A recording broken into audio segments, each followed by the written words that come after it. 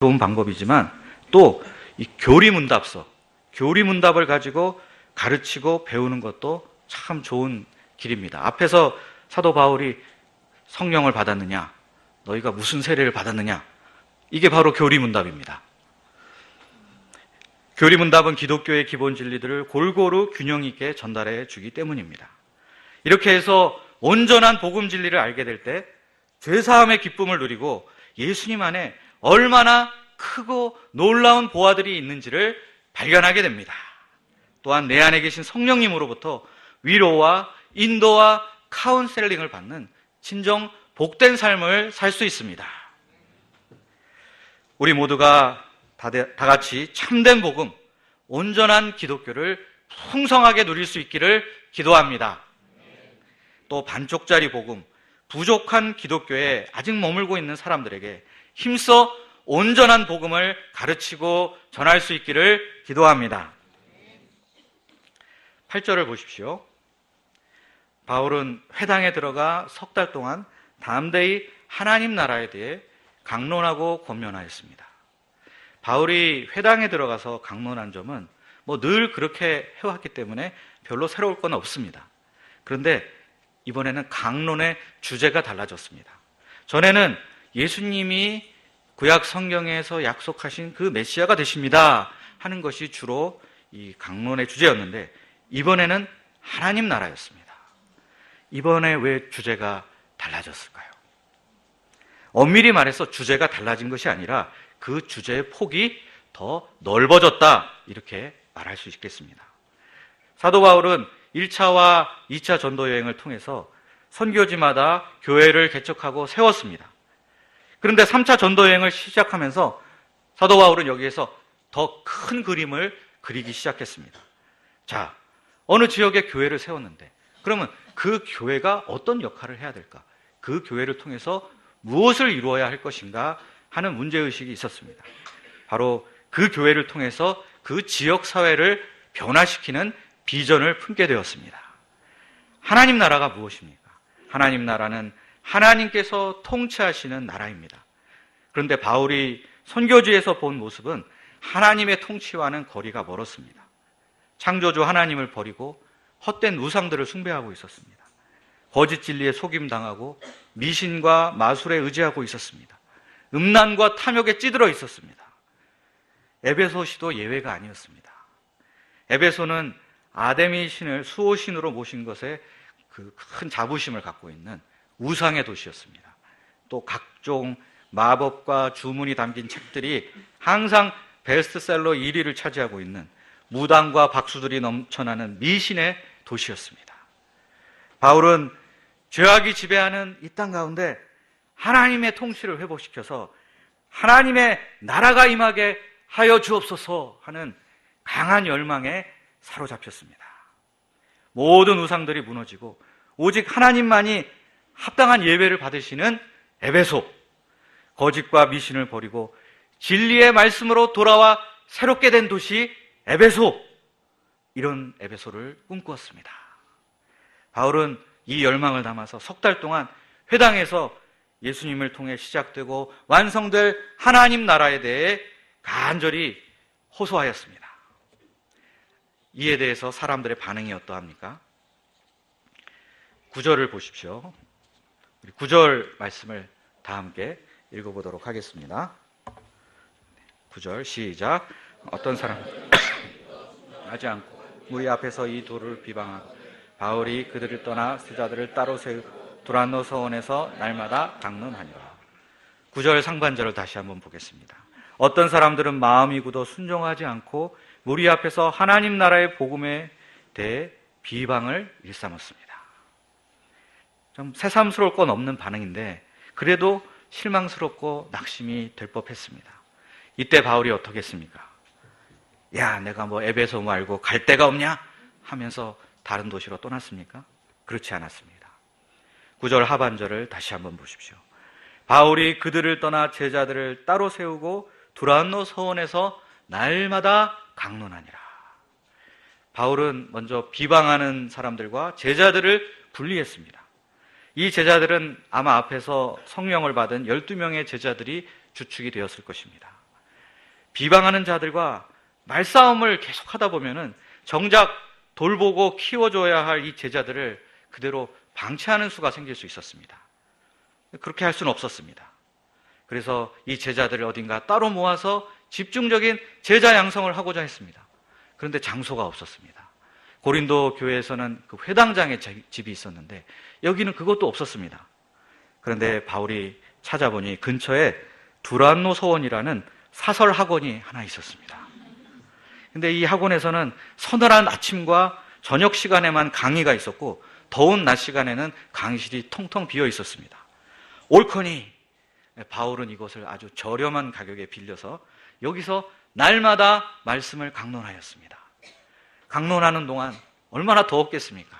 남들 다 시에스타라고 낮잠 자는 시간에 그 바울과 제자들이 모여서 이마에서 땀을 뻘뻘 흘려가면서 성경을 배웠습니다.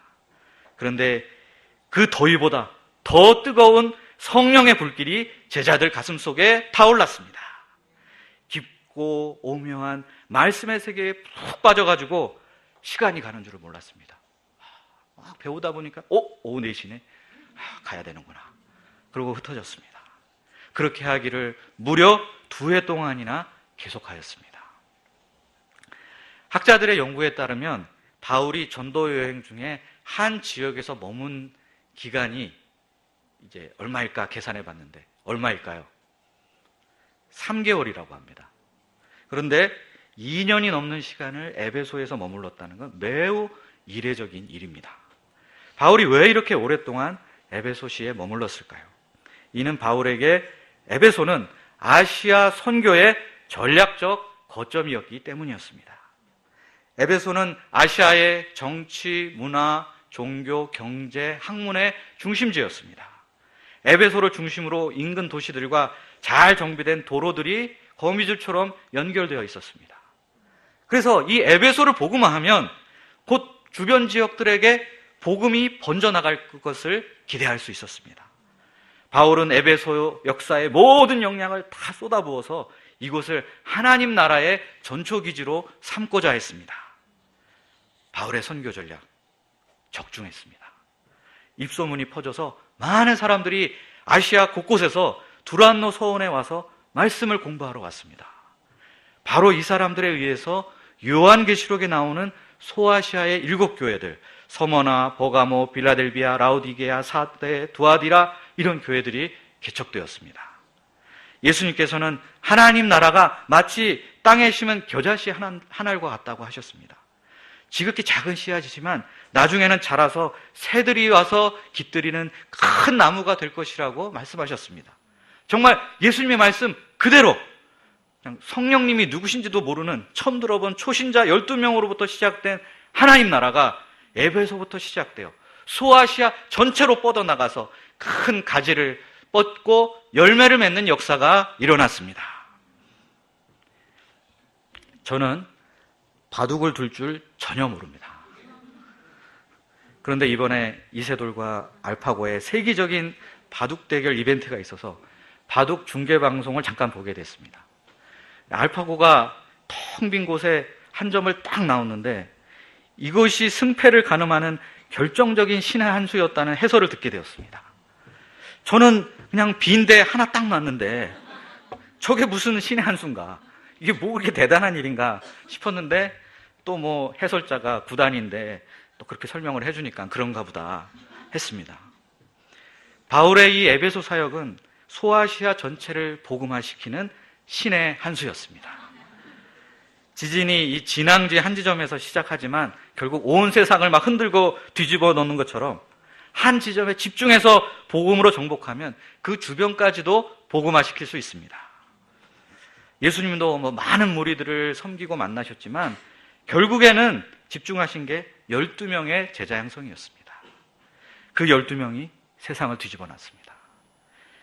이건 진짜 말 그대로 신의 한 수입니다.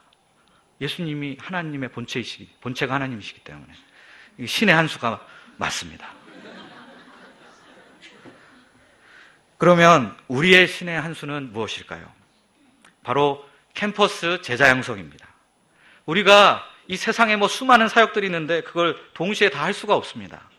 그러나 한 지점을 선택해서 그 지점을 집중 공략하는 방법을 통해 그 주변에 파급 효과를 일으킬 수 있습니다.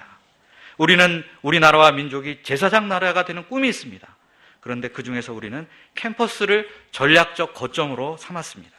캠퍼스가 복음화되면 캠퍼스에서 배출된 사람들이 지도자가 되고 사회 곳곳에 스며들어가서 하나님 나라를 확장하는 역할을 할 수 있다고 믿기 때문입니다. 또 한 캠퍼스만 해도 2만 명이 넘는데 그 모든 학생들을 우리가 다 섬길 수는 없습니다. 1대1을 통한 한 사람 한 사람의 제자 양성에 집중할 때 그 한 사람을 통해서 캠퍼스를 변화시킬 수 있습니다. 우리 모임의 전 세계 대표였던 그 전요한 목사님은 전남대 의대를 나오셨습니다. 대학교 1학년 때 예수님을 만나고 매일 센터에 나와서 아침에 한글 성경 공부 1시간, 영어 성경 공부 1시간, 이렇게 2시간씩 성경 공부를 했다고 합니다. 그래서 더 깊이 이제 예수님을 만나고 정말 이 목자의 사명을 심령으로 깊이 영접을 하셨습니다. 그런데 당시 그 전남대 의대 학생이 전부 80명이었는데 전요한 목자님의 초청으로 60명이 센터에 나와서 성경 공부를 했다고 합니다. 그래서 무슨 아카데미가 있는 날에는 학생들이 다 교수님한테 얘기해가지고 오늘 수업 옮기죠. 뭐 이렇게 해가지고 실제로 시간표까지 옮긴 적이 있다고 합니다. 올 사람이 없으니까 수업에. 네. 한 사람의 변화가 이처럼 한 학과 전체의 분위기와 흐름을 바꾸어 놓았습니다.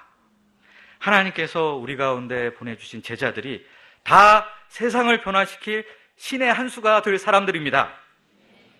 우리 아남센터가 제2의 두란노 소원이 되기를 기도합니다. 우리가 제자 양성에 더욱 힘을 모아서 캠퍼스와 세상을 변화시키는 주님의 도구들로 쓰임받을 수 있기를 기도합니다. 또 나 한 사람이 먼저 주변 세상에 영향력을 끼칠 수 있는 온전한 제자로 설 수 있기를 기도합니다. 11절을 보십시오.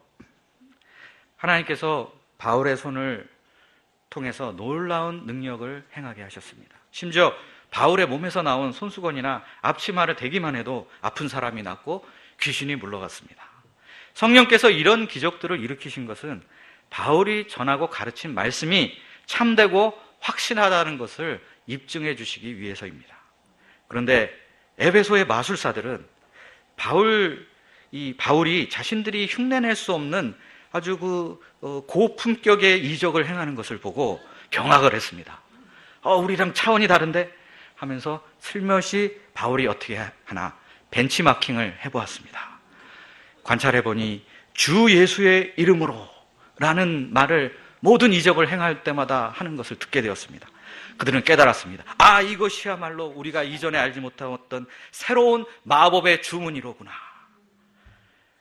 그 중에 유대 제사장 스게아의 7 아들이 있었는데 그들도 바울을 한번 따라해 봤습니다. 귀신 들린 사람 앞에 나가서 주 예수의 이름으로 명하노니 귀신아 물러가라!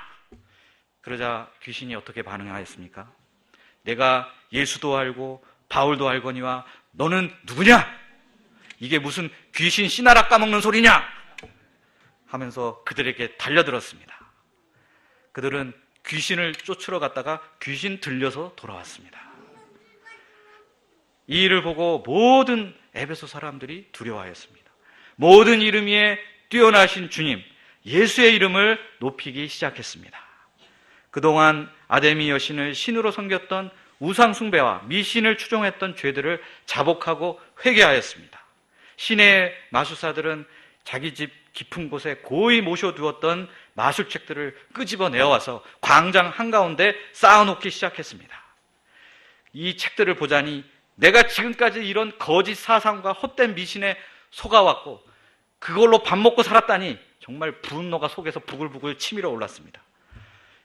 휘발유를 갖다 거기다 그냥 끼얹고 불을 붙여버렸습니다. 이때 태워진 책값만 해도 5만 드라크마, 지금 시세로 40억 원 정도나 되었습니다. 우리 아이가 달라졌어요가 아니라 에베소시가 달라졌습니다. 더 이상 우상과 미신의 도시가 아니었습니다. 시민들은 더 이상 마술이나 미신을 의지하지 않게 되었습니다. 아무도 아데미 여신의 신상을 사가는 사람이 없어서 우상 판매업자의 가게에는 파리만 날리게 되었습니다.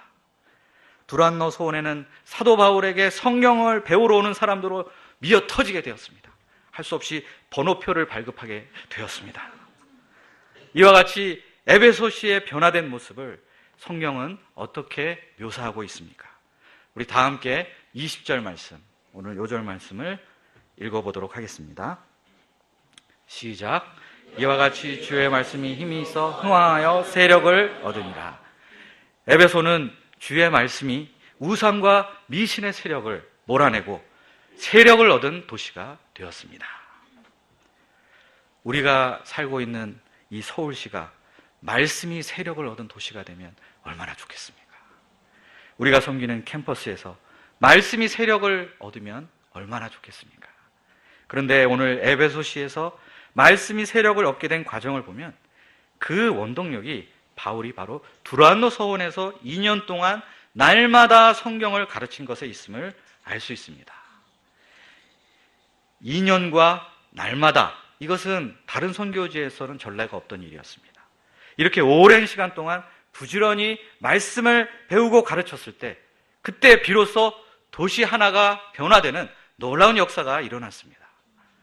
이 사실은 우리가 정말 복음으로 세상을 변화시키고자 한다면 이제 우리가 뭘 해야 될지를 아주 분명하게 가르쳐주고 있습니다. 한마디로 집중적인 말씀 공부, 그 외에는 답이 없습니다.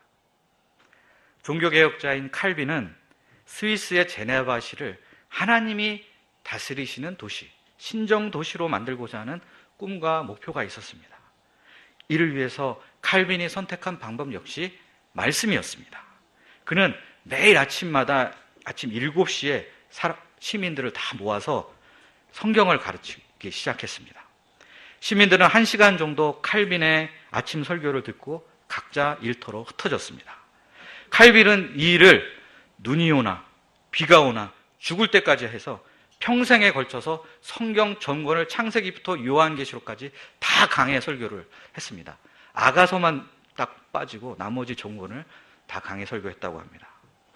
당시 그래서 제네바시는 유럽에서 유일하게 술집과 도박장이 없는 청정도시, 100% 깨끗한 도시로 이름을 날렸다고 합니다. 어디 한 도시뿐이겠습니까? 한 캠퍼스, 한 가정, 한 교회, 한 사람이 변화되는 길 역시 말씀밖에 없습니다. 왜 나는 이 모양이고 왜 세상은 이 모양이야 하면서 이렇게 탄식한다고 해서 변화되지 않습니다. 욕을 한다고 해서 세상이 달라지지 않습니다. 그보다 정말 세상을 변화시키고 싶다면 부지런히 그리고 꾸준하게 하나님의 말씀을 배우고 공부해야 되겠습니다. 그러면 말씀이 힘이 있기 때문에 점점 그 능력을 나타내기 시작합니다. 마침내 세력을 얻어서 변화의 역사를 일으킵니다. 물론 우리가 여기저기 신경 쓸 것이 너무 많다 보니까 말씀에 이렇게 집중하고 또 매일매일 말씀을 먹는 것이 쉽지 않은 것이 현실입니다. 겨우겨우 해서 이제 일주일에 한 번 말씀 공부할 때도 참 많이 있습니다. 물론 남들이 보면 와, 이거 대단하다, 이것도 어떻게 매주 저렇게 성경 공부하고 소감을 쓰느냐 뭐 이렇게 말할지 모르겠지만, 과연 우리가 말씀이 세력을 얻을 정도까지 말씀에 집중하고 있는가 스스로에게 자문을 해볼 필요가 있습니다. 우리는 죄가 세력을 떨치고 있는 곳에 떨어져서 말씀의 세력권을 넓히는 하나님 나라 군사로 부르심을 받았습니다. 이런저런 이유로 계속 말씀을 놓고 소홀히 하다 보면 우리는 결국 마귀와의 영적 전쟁에서 패배할 수밖에 없습니다. 제가 속한 열린교회에서는 작년 가을에 시작했던 69절 성경 암송을 아직도 하고 있습니다. 기억하시죠? 근데 다들 너무 바쁘다 보니까 몇 구절 암송하는데 한 2, 3주가 걸립니다. 그런데도 중도에 포기하지 않고 여기까지 왔습니다. 이번 주에 드디어 69절 끝이 납니다. 끝나고 나면 69절을 다시 처음부터 외우거나 아니면 다른 구절을 이제 암송하자, 어쨌든 암송을 계속하자 하는 것에 대해서 공감대가 이루어졌습니다. 어떤 목자님은 출근 시간에 그 전철 안에서 이렇게 또 일용할 양식 말씀을 먹기도 한다고 합니다. 죄의 세력을 몰아내고 하나님의 통치가 임할 때까지 우리는 이렇게 말씀을 붙들고 몸부림치며 투쟁하지 않을 수 없습니다. 죄의 세력을 몰아내고 주님께서 우리 안에, 우리 가정 안에, 우리 교회 안에, 우리 캠퍼스 안에, 그리고 우리가 거주하고 있는 이 지역 안에 말씀이 세력을 얻는 역사 이루어주시기를 간절히 기도합니다. 이를 위해서 우리가 날마다 말씀에 집중하여 말씀에 사로잡힌 사람들이 될 수 있기를 기도합니다. 21절을 보십시오. 바울은 에베소의 변화된 모습을 보고 향후 선교 방향에 대한 영감을 얻게 되었습니다. 우선 급한 일은 마게도냐와 아가의 교회들을 방문하는 것이었습니다. 2차 전도 여행 중에 개척된 빌립보, 데살로니가, 베레와 고린도 교회 성도들의 믿음을 다시 굳게 할 필요가 있었습니다. 또 다른 목적은 기근이 들어 어려움에 처해 있는 예루살렘 교회를 덮기 위한 구제 헌금들을 이런 교회들로부터 모으는 것이었습니다. 그리고 예루살렘 교회에 이 헌금을 직접 가서 전달하고자 했습니다. 그러면 그 다음 계획이 무엇입니까? 바울은 이렇게 말합니다. 후에 로마도 보아야 하리라. 후에 로마도 보아야 하리라. 이때부터 사도 바울은 로마시의 복음화에 대해 적극적 관심을 가지고 기도하기 시작했습니다. 로마서 서두에도 보면 여러 번 내가 로마에 가고자 했지만 여러 사정상 여의치 않았다. 그래서 이 편지를 쓴다 하는 구절도 있습니다. 바울이 이렇게 로마에 어떻게 하든지 빨리 가고자 했던 이유가 무엇입니까? 혹시 콜로세움에서 벌어지는 FC 로마의 축구 경기를 보고 싶어서였을까요? 그런 것은 아니었습니다. 이는 바울이 소아시아의 중심지인 에베소가 변화된 모습을 보고 이 에베소가 변화되니까 그 주변 지역이 함께 변화되는구나. 이것을 경험했기 때문입니다. 그러면 당시 세계의 중심지가 어디입니까? 바로 로마입니다. 그러므로 로마가 변화되면 온 세상이 변화될 수 있다는 비전을 보았습니다. 로마가 변화되고 이방 세계가 하나님의 다스리심 안으로 들어가는 그날을 꿈꾸며 바울의 가슴은 다시 쿵쾅쿵쾅쿵쾅 요동치기 시작했습니다. 그런데 이때 바울의 나이가 몇 살이었습니까? 적어도 50은 넘었고 60을 향해 달려가는 나이였을 것으로 추정합니다. 지금과 달리 이때의 50대는 경로당에 갈 나이였습니다. 평균 나이가 40 몇 살 이렇게 됐기 때문에 50대만 넘어도 노인 취급을 받았습니다. 또 바울은 그동안 소아시아와 마게도냐와 아가야 곳곳에 교회를 세우고 정말 할 만큼 했습니다. 이제 은퇴를 해도 괜찮은 나이입니다. 야, 로마는 네가 해라. 서바나는 네가 해라. 이렇게도 아무도 뭐라고 할 사람이 없었습니다. 그러나 하나님 나라의 비전을 가슴에 품은 바울에게 나이는 별로 문제가 되지 않았습니다. 한국 대표팀이 월드컵 16강에 올랐을 때 히딩크 감독이 뭐라고 했습니까? 나는 아직 배고프다. 그랬습니다. 바울도 아직 배가 고팠습니다. 나는 로마도 먹어야 되겠고 서바나도 먹어야 되겠다. 더 많은 지역과 더 많은 사람들에게 하나님 나라가 임하는 모습을 보고 싶었습니다. 그리고 그 역사에 자기 자신이 쓰임받기를 간절히 소원했습니다. 시간이 흐를수록 바울의 육체는 뼈마디가 쑤시고 더 연약해져 갔지만 하나님 나라의 비전은 더 폭이 넓어지고 깊어졌습니다.